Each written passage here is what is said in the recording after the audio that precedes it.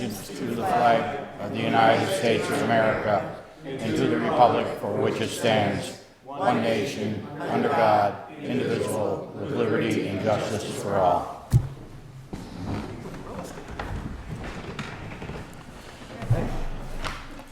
Good evening. Welcome to the Monday, November 21st, 2022 Board of Aldermen meeting. We will start with a motion to approve the minutes of the previous meeting. So moved. Second. We have a motion has been seconded. Any questions, comments, discussion, changes? Hearing and seeing none. All those in favor? Aye. Any opposed? Motion passes. You voting over there? Okay, moving on to our next subject. Outside this, we are moving into outside the rail. This is for anybody from the public that would like to speak on items not on the agenda this evening. Anyone who would like to speak from outside the rail? All right. Seeing and hearing none, we'll move on to communications from the mayor. Mr. Mayor, you are up. Okay. Well, thank you very much. And hello again, everyone. Tonight I have several items for you. First, I'd like to begin with the brief memo that I have in your packet. It describes 3 appointments I have for your consideration tonight. The first 2 of them are for the Board of Commissioners for the Rutland Redevelopment Authority. When Chrissy Torrey came to me and said he was resigning from the Board of Aldermen, he also expressed an interest in an appointment to fill one of the vacancies on the RRA board. He explained that while he needed to be home in the evening to devote more time to his family, he also felt a desire to continue to serve the city in some capacity, and felt with his knowledge and history with the RRA, his involvement with the changes now happening there, that he wanted to be part of the effort to refocus and bring new direction to the Rutland Redevelopment Authority. I couldn't argue with him and with his reasoning, and believe his experience will be a necessary and helpful addition to the RRA board at this crucial time for them for their renewal, not to mention their search for a new leader. So that's one. The second one, again, RRA Board of Commissioners.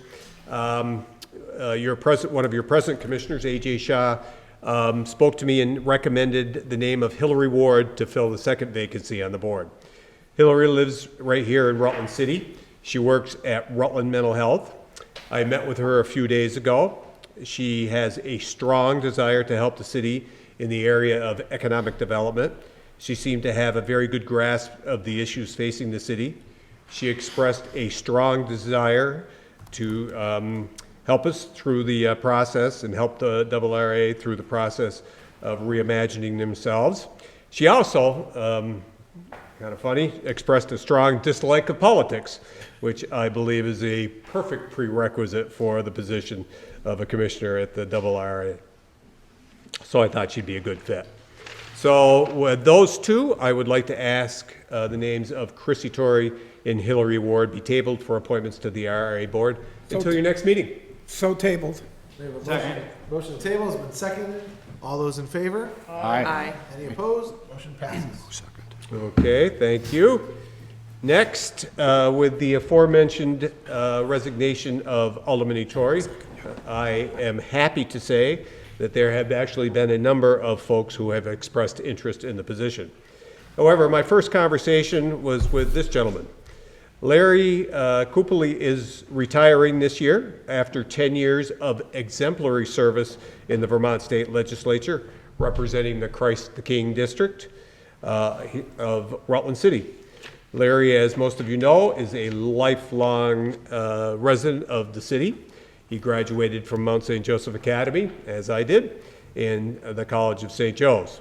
He has served honorably in the United States Air Force and worked in sales management and auto sales for 45 years, which is a good long stretch. And he is absolutely shown his devotion to serve Rutland City. I'm excited to submit Larry Kupeli's name for your consideration. I would ask the same if you could table that nomination until your next meeting. So moved. Second.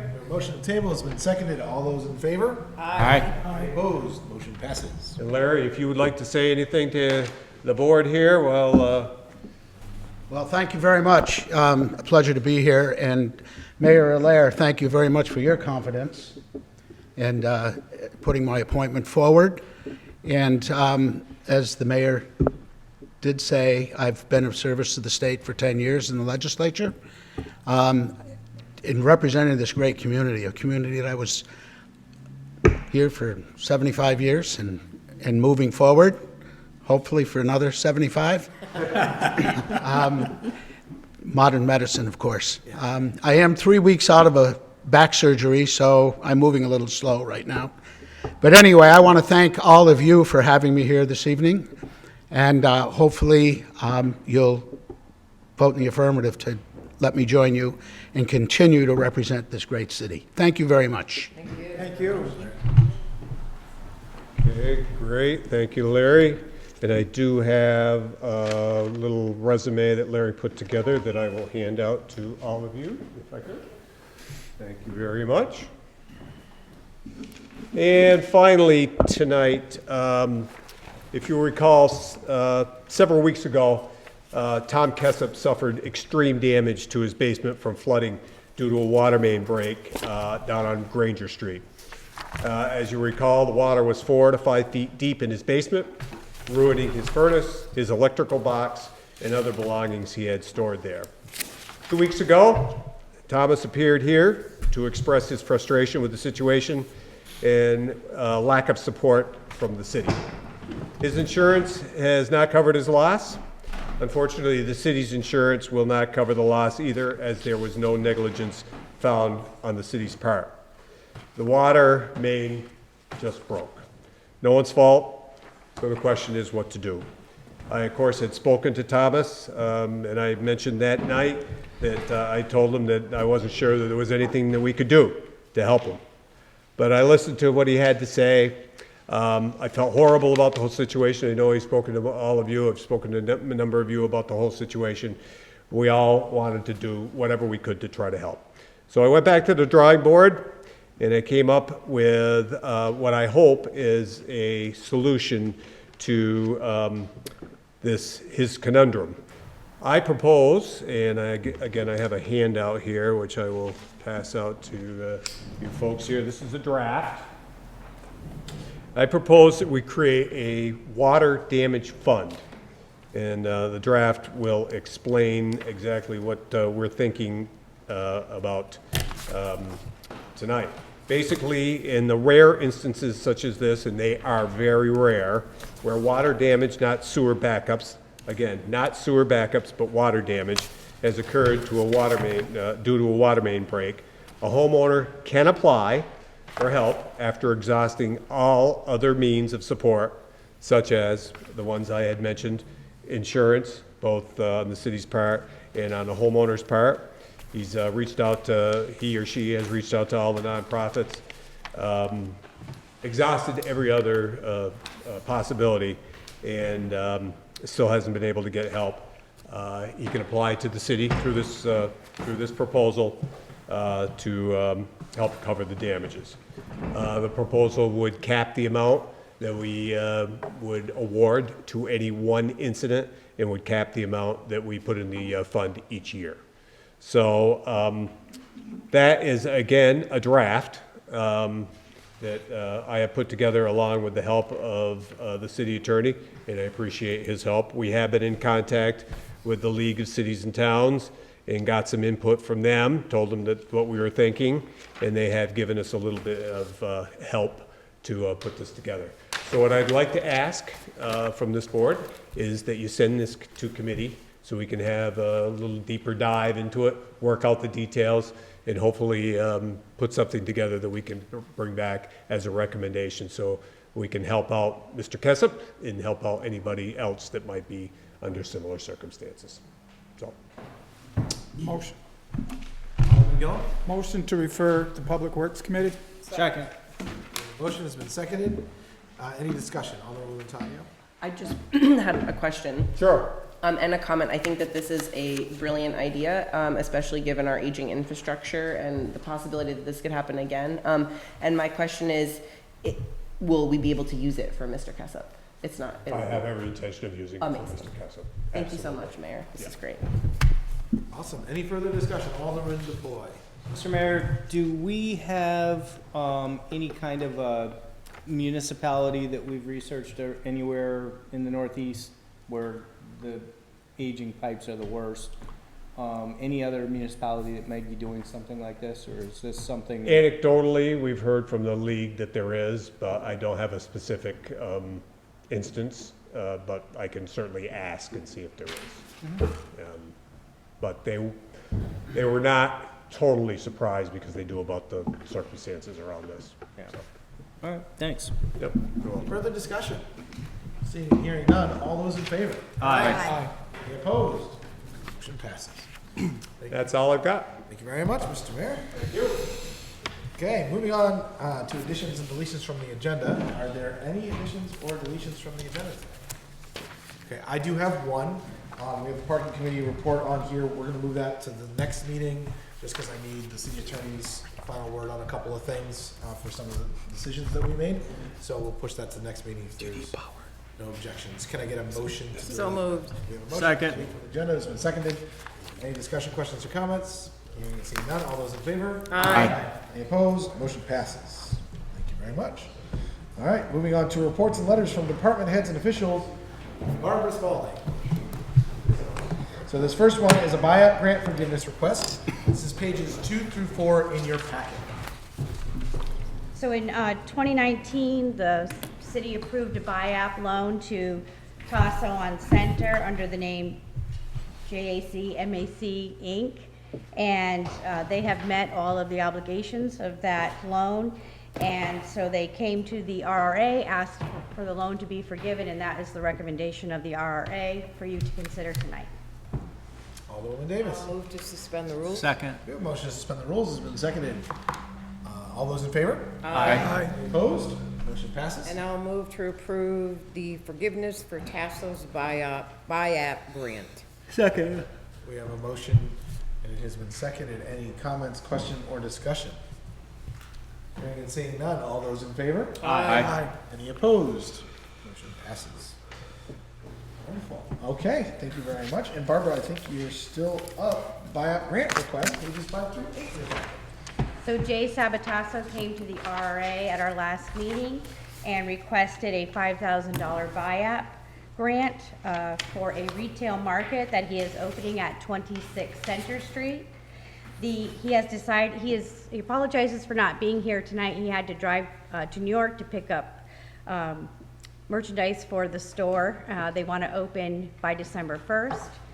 And they have decided to name the store Giuseppe's after his great-grandfather who started the Palms in 1933. So it'll be like in a little Italian market, and it'll have gift baskets and things like that. So they're anxious to get it started for the holiday season. So the RRA did recommend to approve the $5,000 buyout. I'll move to suspend the rules. Second. Motion to suspend the rules has been seconded. All those in favor? Aye. Any opposed? Motion passes. And I will move for the approval for the request of $5,000 for Jay Sabatasso for retail market at 26 Center Street. Second. We have a motion and it's been seconded. Is there any comments, question, or discussion? Yahoo! Hearing and seeing no other comments, question, or discussion. All those in favor? Aye. Any opposed? Motion passes. Thank you. Thank you very much, Barbara. Okay, next up on our agenda tonight is Administrator Strniste, eCode 360. This is pages 9 through 31 in your packet. Andrew? Good evening, everyone. I'm back with more technology stuff. So this is a hosting website for municipalities to put their ordinances and charter on. It's a nationwide website. Right now, and I've been working with Henry and Matt with this, trying to make our ordinances a little bit more user-friendly. Right now, they're set up in a Word document or actually a PDF that's like 280-something pages. It's very arduous to go through to find certain provisions. So moving to this hosting website will allow you to search the ordinances a lot better, bring up all the relevant ordinances and charter provisions. There's also other features, so if we were to move our minutes and agendas to the website as well, it will literally capture everything in regards to minutes, agendas, and the ordinance all in one place. It will make it much more easier for us as staff to find the relevant provisions. Will help with the police department when they're out there in the, just doing traffic stops and everything, pulling up the relevant ordinances, helps with the building inspectors to pull up whatever they need, and it also integrates with GovPilot, which will be starting up soon. So that's, I think that's everything in terms of the short synopsis. Okay, any questions? Move to suspend the rules. Second. We have a motion to suspend the rules. It has been seconded. All those in favor? Aye. Aye. Any opposed? Motion passes. The There's a less whole technical paragraph there. call, so I'll move to authorize the mayor on behalf of the city to enter into the authorization and agreement with General Code LLC in substantially the form presented for the conversation of city law to eCode 360 platform, with such conversation to be paid for from the surplus of the FY23 attorney budget and ongoing services to be paid for annually from the clerk's budget beginning in FY24. Okay. And Second. I will just state, I think the initial cost is $2,998, Yep. and then yearly it'd be $1,195, correct? Yeah, and with one small provision, since this was entered into the packet, I did get updated information from eCode 360. To update going forward, it's $22 a page. So they generally recommend a municipality our size between $2,000 and $4,000 a year in the event we have some sort of comprehensive update. Okay, we have a motion. It's been seconded. Is there any further comment, question, or discussion? A very long motion. All right, seeing and hearing none. All those in favor? Aye. Any opposed? Motion passes. So, if I may, Yep, Alderman Davis, go so, ahead. Andrew, if I may, we've talked a lot about technology and different programs and all this kind of things that you've been recommending that Yeah. and implementing. Can we just get, at some point, kind of a rundown of what we're doing? Because I was talking with President Douglas about this 360, and I was a little confused on why we needed that if we had GovPilot. Yeah. So he explained how that interacted with each other. Yeah. But, so maybe we could just, at some point, I don't know if now's the time, if everything's is implemented, or if we're still moving forward with other issues, that we just kind of get a recap on what's happened, and Yeah. how it's saving the taxpayers' money, and how it's freeing up some of the employee time in your office to be out there doing the things that we need to do. Yep, I'm definitely more than happy to come back in, or I can do it right now. It might be easier once we're up and running That's and we can fine. see everything. Yeah. I can say we have the website launching soon, hopefully within the next few weeks. And with that, we plan on launching a lot of the GovPilot stuff at the same time. We're going to be having GovOS, which is our short-term rental program, starting very shortly. I know just doing the demos with GovPilot, there's going to be a lot of duplicate work that is just kind of pushed to the side now, and it's all going to be one shot. So from an efficiency standpoint, definitely makes our office a lot easier and streamlined. So, but once we can see it in action, I can do a summary and I can bring it back. Maybe after the first of the year, or whenever you Yeah. think it's appropriate that it's up and running, so Yep. you just have some idea of where we are. Yeah, I do think it's important because I imagine that it seems like I keep bringing stuff, but I do promise that it's creating efficiencies, and that, you know, with some of the fees we're implementing in GovOS with the short-term rentals, I think all the programs we've gotten are going to be paid off just from the short-term rentals alone. Great, thank you. No problem. Thank you, Andrew. Okay, so the next piece is Attorney Boomer, who's not here this evening, but it's an addendum to Tech Group Managed Care Services Agreement, pages 32 through 35 in your packet.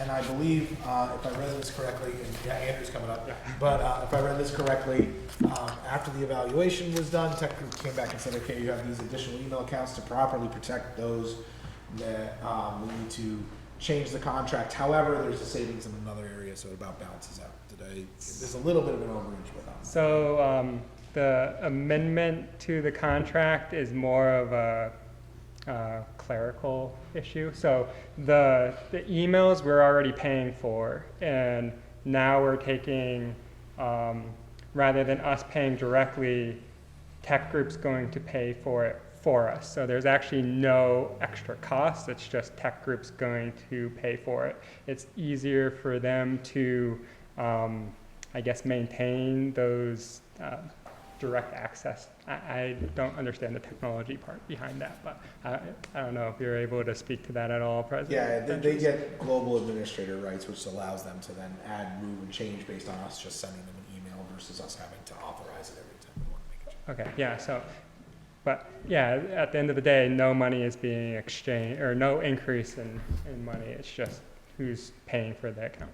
And Tech Group said that they would do that for a lot of our accounts. So if we tell them we want them to pay for our Adobe suite, they'll pay for the Adobe suite, and then we reimburse them. So Tech Group, I think, prefers to deal with the accounts that way.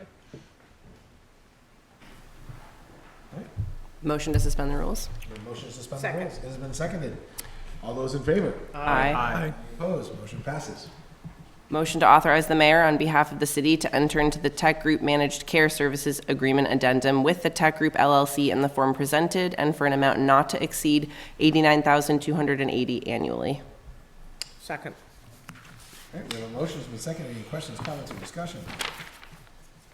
Hearing and seeing none. All those in favor? Aye. Oh, sorry. Carrie did have a question. I did have a question. I just wanted to ask if, are there any processing fees or any fees for them paying for us associated? Not that I'm aware of. Did they mention anything to you?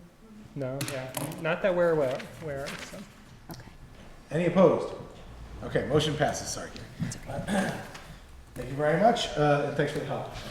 Andrew, appreciate it. All right, next item on the agenda, Treasurer Markowski, Treasurer's Report, period ending October 31st, to be emailed.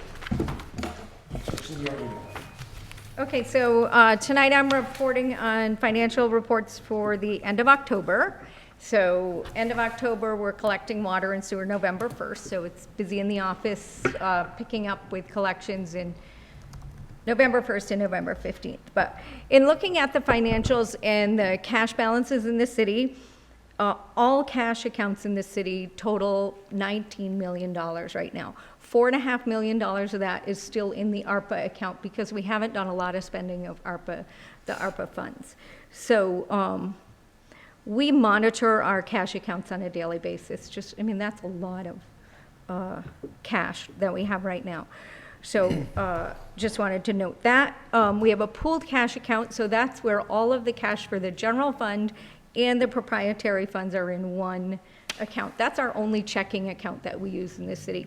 At the end of October, there was $4.3 million in that fund, with the general fund and the water fund are the only funds that have cash. Right now, we have the sewer fund, the transit fund, and the parking funds. They all have due-to balances to the city. They're not operating and covering, they don't have cash flow for operations, those three funds. The sewer fund, I believe, is due to the projects that haven't been reimbursed. It's about $1 million when I looked at it today. There are 3 projects that haven't closed out, so I think we will see that reimbursement. I want to move on to the delinquent tax report. We've had great success connecting delinquent taxpayers, delinquent water and sewer users with the state programs. So we are really unsure whether we will even tax sale a property this year. There are a couple that kind of rise to the level, but I'm not sure. We have some changes in staff down there, so it may not be the right time to go ahead with the tax sale this year. Looking at the balance sheet, the unassigned fund balance is actually higher than projected at $2.5 million right now. When I did some of the year-end closing entries, you treat the first 60 days in the fiscal year, you take that tax revenue and you throw it back to the prior year. We had done better than projected there with our collections in that 60 days. So I think that's why we're seeing that increase there. Took a quick look at departments, and I always include a summary of where departments are, and I just highlight that really recreation is our department that's we're at about 34% in October, so rec department as a whole is at about 46%. So watching some of those departments, we had the conversation at the budget meeting as well, where the whites, I mean, that's mostly a summer fund, so that makes sense, and the programs is also at 98% right now. So those, that budget to watch over.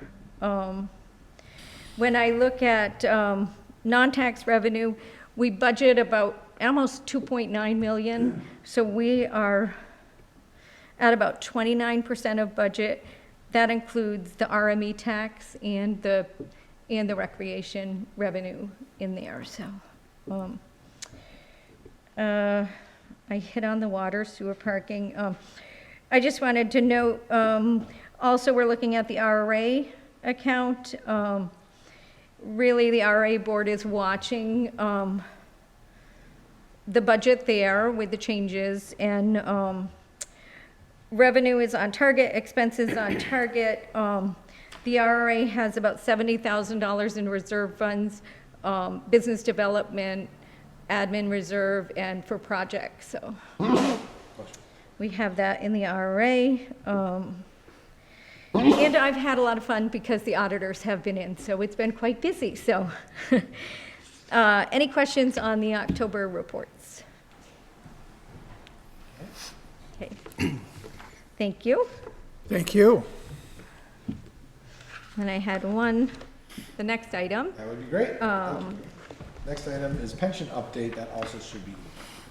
Okay, and I apologize, I didn't get everything emailed on Saturday, but I just wanted to give a quick update on the pension board.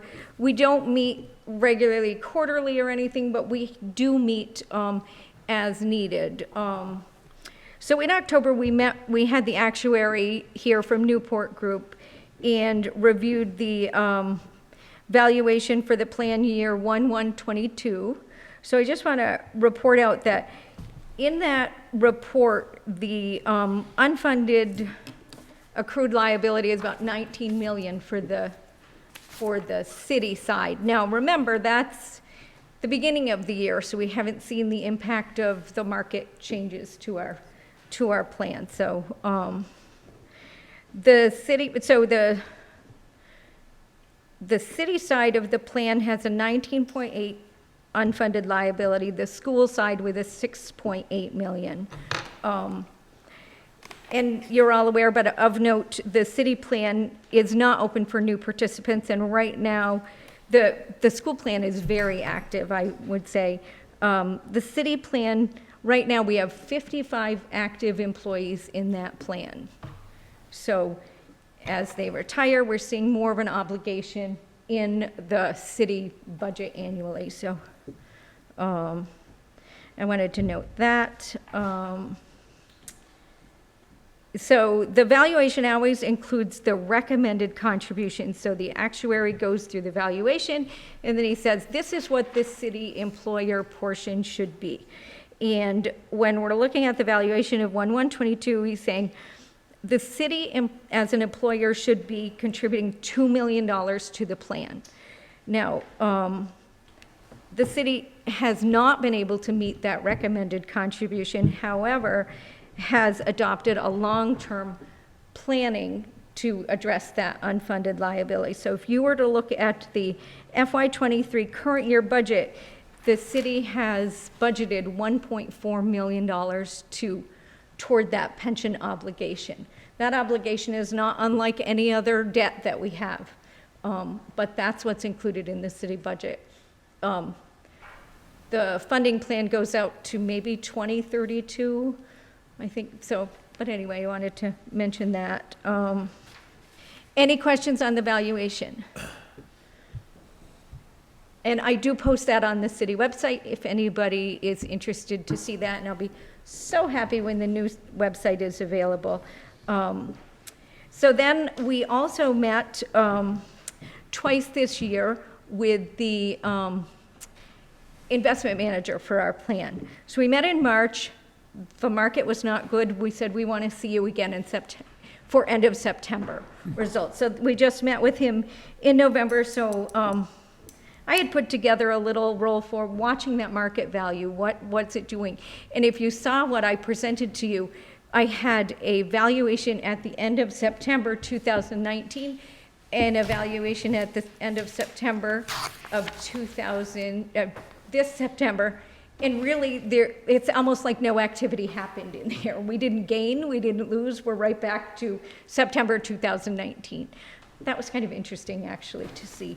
But so I do want to point out, like, it's so hard because the market is losing so much value, but we have had the benefit of those increases over the past 2 calendar years where the market's been up 10% for both in calendar year 20, calendar year 21, and then here comes 22, and we're down for the current year about 22% in market value.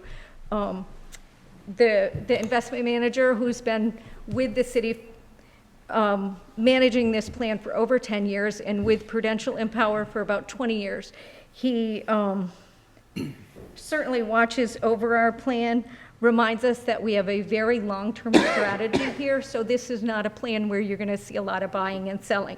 You're going to see a rebalance where you have 60% of the portfolio in equities, 40% in income stock. So it's more likely that as the quarters end, the Empower would rebalance that to keep that 60-40 allocation.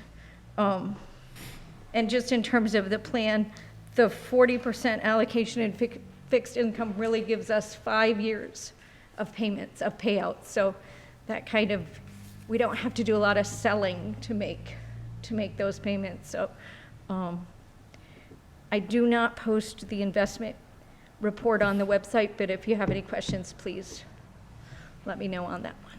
Great. Any questions on the pension? Just a comment, I was really intrigued with the gentleman we met the other night, because they're making some movement within the fund and getting ready some managers, they're not performing, and bringing other managers in. So we already know, I'm feeling comfortable that these people are watching the funds from each fund individually. So. Okay, any other questions? Great, thank you very much. Hey, thank you. Appreciate it. No FDX. Okay, last item under reports from letters, department heads and officials, Chief KilCullen, RFP for the police department's HVAC system controls. Chief. Thank you. So most of you have probably heard about our HVAC system, the issues we've got with it at a number of meetings over the past year or so. But just an update, we are having our heat pump installed on the 29th for our dispatch center. The second part of this is our controls, our temperature controls for the building need to be upgraded. I mentioned an anticipated price, after speaking with our vendor and Efficiency Vermont, working with them, we're prepared now to put an RFP out, and I'm here to seek your permission to do that. I'll move to suspend the rules. Second. Motion to suspend the rules and seconded. All those in favor? Aye. Opposed? Motion passes. And I'll move to authorize the chief to obtain an RFP. Second. The motion for an RFP has been seconded. Any comments, questions, discussion? Hearing and seeing none. All those in favor? Aye. Any opposed? Motion passes. Thank you very much. Thank you very much. Appreciate it. A bit warm in there. A little bit better. All right, moving on to reports of standing committees, we have none tonight. Reports of select committees, we have none. petitions, letters, and miscellaneous communications. Jack is here for the charter change language request, page 36 of your packet. Jack.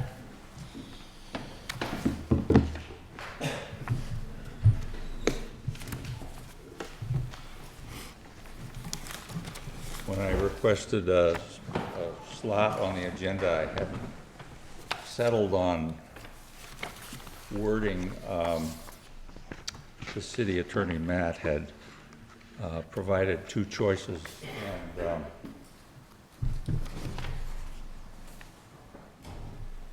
one was a general, a change to the charter, which would have been a general prohibition on adding any substance for a preventive health effect.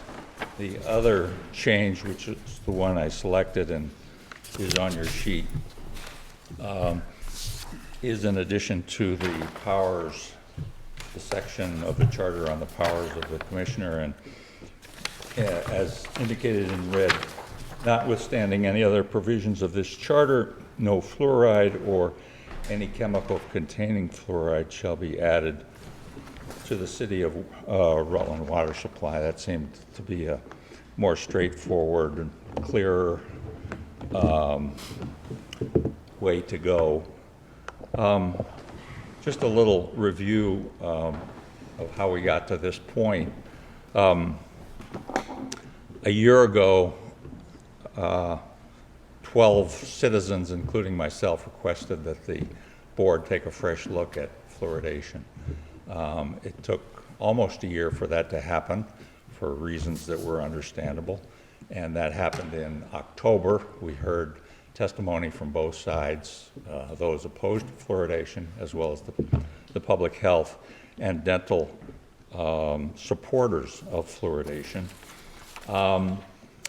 That took place before the Public Works Committee. They came back with a report with no recommendation. And a key to that no recommendation was the opinion of the city attorney that the charter gave exclusive control over the fluoridation of the water supply to the Public Works Commissioner. So the, in a sense, the board and the committee didn't have a basis for acting. What we were left with then, we opponents of fluoridation, was the option of going to a charter change, which is what I've presented tonight. It occurred to me that one thing we haven't heard from publicly is the Public Works Commissioner saying what is the basis for fluoridating the water supply. Now, he inherited this 30-year-old program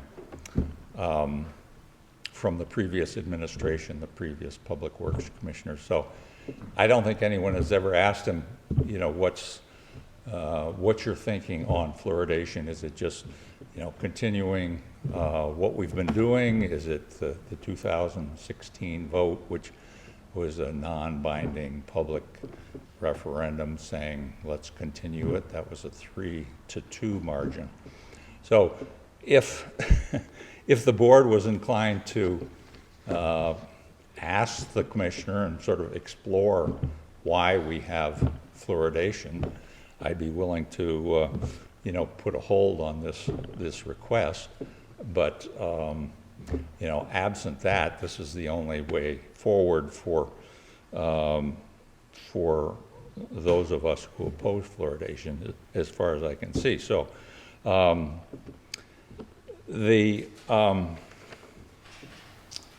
you know, why make this request? You know, if the public in 2016 was in favor of fluoridation, and that, I think that vote weighs heavily in the minds of elected officials who are maybe not inclined to make any change. Well, some things have changed since 2016. That was almost 7 years ago. In particular, the science of fluoridation has advanced. Since 2017, there have been a number of high-quality studies pointing to a link between fluoride exposure of the fetus and bottle-fed infants with loss of IQ. And I've shared those studies with members of the board more than once, I think. So, and I have, I always carry copies with me so, so that if you need a refresher on that, I have some I can share. Besides the neurotoxicity, there are other red flags that have been around for a number of years. The disruption of kidney function. Fluoride is known to be an endocrine disruptor. It affects glucose metabolism, which is not good for diabetics. There's a high incidence of dental fluorosis, which is the mottling of the teeth, up to upwards of 40% among the nation's adolescents. So the risks are there as supported by current science, and I've tried to share all this over the past years. We've heard testimony recently of Rutlanders who are spending quite a bit of money on filtration systems to avoid the fluoride in the water. So this is a cost being imposed on people who don't want it. I've been trying to educate the people for close to 8 years on fluoride through letters to the editor, truck signage,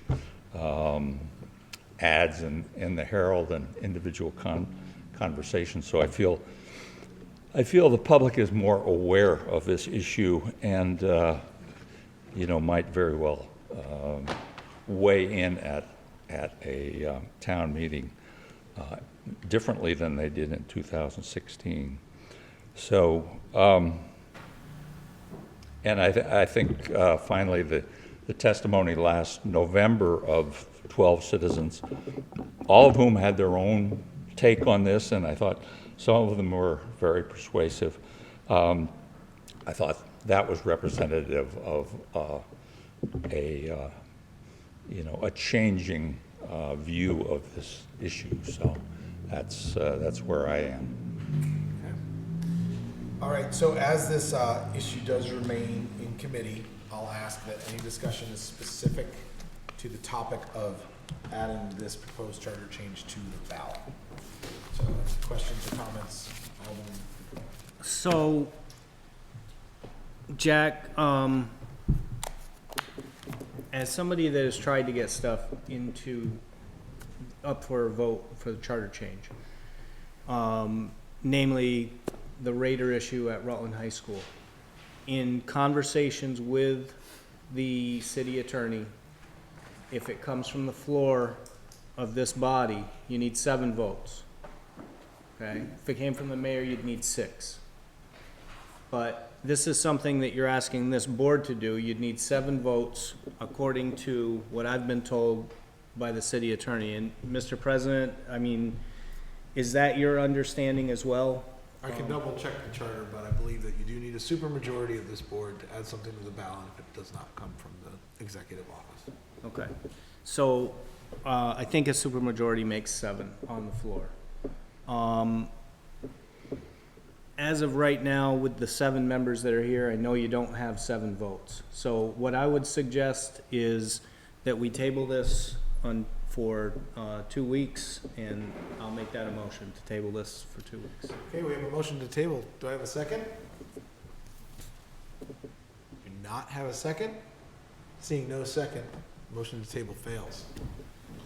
Jack, thank you for coming in. We appreciate the time. You might want to explore your other options, but this issue is now dead on the floor. All right, moving on our agenda. Board of Control Commissioners, we have none. Board of Cannabis Commissioners, we have none. Unfinished business. Is there any unfinished business to come before the board? Seeing and hearing none, we'll move on to miscellaneous motions, resolutions, and new business. Is there any miscellaneous motions, resolutions, new business. Alderman DePoy.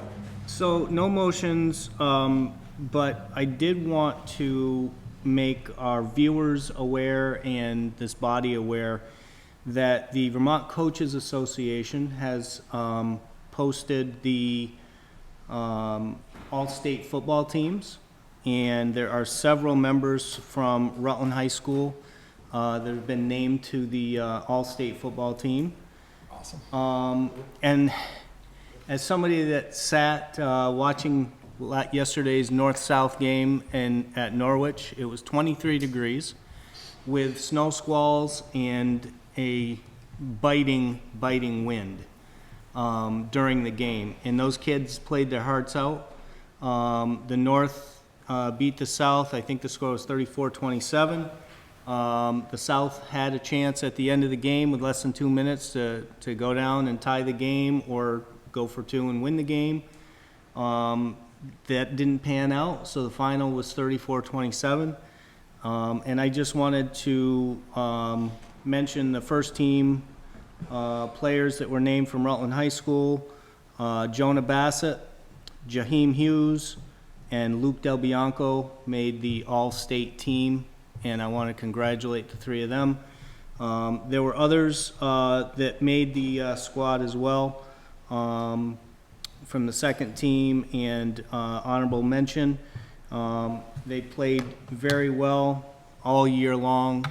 They tried their best. They came up a little short this year compared to years gone by, but great football season, and I look forward to these kids possibly playing in the Shrine game next summer. Thank you. Thank you. Is there any other miscellaneous motions or new business to come before the board? I'll move to adjourn. Second. We have a motion to adjourn. It has been seconded. All those in favor? Aye. Any opposed? Motion passes. We are adjourned. Have a good night.